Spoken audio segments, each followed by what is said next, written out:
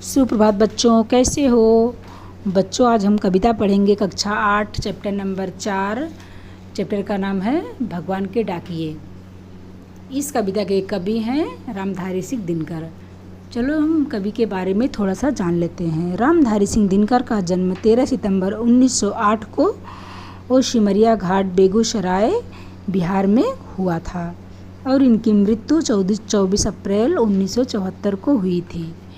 इन्होंने कविता लिखा है भगवान के डाकिए। फिर चलो कविता को हम पढ़ते हैं।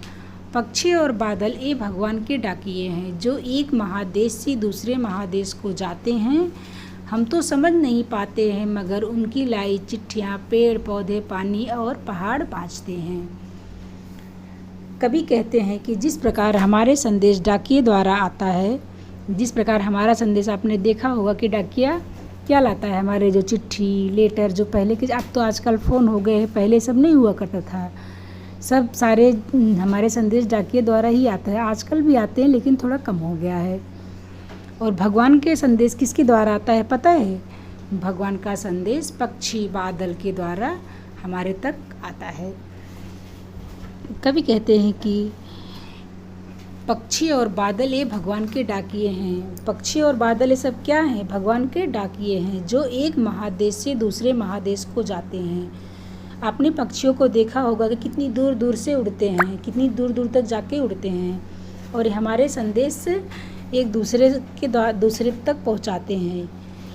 हम तो समझ नहीं पाते, मगर उनकी लाई चिट्ठियाँ पेड़ पौधे पानी और पहाड़ बाँचते हैं। हम तो मतलब उनकी भाषा को समझ नहीं पाते, लेकिन उनकी चिट्ठियाँ कौन बाँचते मतलब पढ़ता है। कौन पढ़ता है? पेड़ पौधे पानी और पहाड़, ये सब इनकी चिट्ठियाँ पढ़ते हैं। इस पैराग्राफ का भाव यह है कि कवि कहते हैं कि जिस प्रकार हमारे संदेश को एक स्थान से दूसरे स्थान पर भेजने का कार्य डाकिए करते हैं, उसी प्रकार भगवान का संदेश भेजने का कार्य पक्षी और बादल करते हैं। अतः ये सब क्या हैं? भगवान के डाकिए हैं, जो एक देश से दूसरे देश में जाते हैं और भगवान का संदेश पहुंचाते हैं। फिर चलो हम और इनकी लाई हुई चिट्ठियाँ को पेड़ पौधे पानी और पहाड़ सब बाँचते हैं, मतलब पढ़ते हैं, सब इनकी भावना को समझते हैं। दूसरा पैराग्राफ है, हम तो केवल यह आंकते हैं कि एक देश की धरती दूसरे देश को सुगंध भेजती है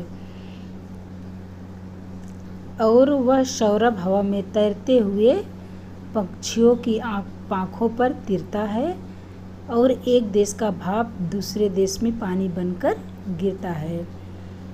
कवि कहते हैं कि मतलब आँकते मतलब क्या होता है समझना। कवि कहते हैं हम तो केवल यह समझते हैं कि एक देश की धरती दूसरे देश को सुगंध भेजती है। हम तो केवल यही समझ पाते हैं कि एक देश की जो धरती है वो दूसरे देश को सुगंध भेजती है। सौरभ मीन्स क्या होता है? खुशबू।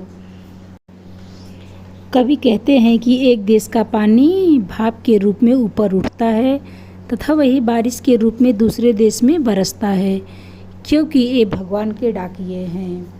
पक्षी और पौधे पर तिरता है और एक देश का भाप दूसरे देश में पानी बनकर गिरता है, क्योंकि दूसरे देश में पानी बनकर ये बरसता है, क्योंकि ये भगवान के डाकिए हैं।